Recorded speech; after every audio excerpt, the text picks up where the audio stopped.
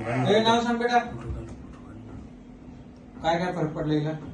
तिला बोलायचं फक्त थोडं कमी, नाही तर बाकीचं पुरं समज आला तरी म्हणजे 50 पैसे फरक पडला तिला. 50%. काय पहिले काय समजत नव्हतं तिला? तिला समजून म्हणजे मनाचं समजीच नाही तिला.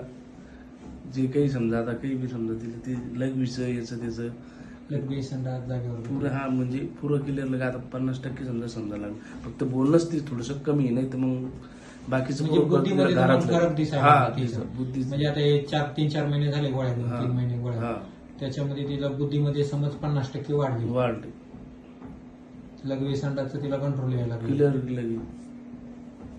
आणि पुरं समजा बाहेर घरातलं बी पुरं समजायला लागलं तिला. काही आण म्हणलं का आणते ती, असं काही अडचण नाही तिच्या आता.